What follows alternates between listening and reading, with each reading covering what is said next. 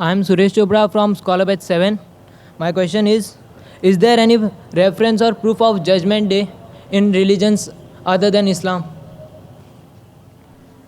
भाई साहब ने पूछा कि जजमेंट डे का जिक्र है कुरान के अलावा बाकी किताबों में। बिल्कुल सही है।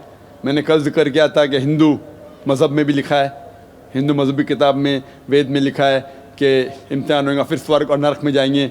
बाइबल में लिखा हुआ है, बाइबल में लिखा है कि डे ऑफ जजमेंट का कुरान में लिखा है।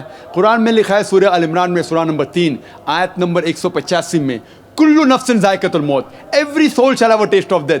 हर नफ्स मौत को चखेगा, लेकिन फाइनल जजमेंट, फाइनल हिसाब किताब होगा आखिरत में। और जो कोई आग से, दोज़ख से बच जाता है और जन्नत में जाता है, वो ही सफलता पाता है इस ज़मीन पर, इस दुनिया में।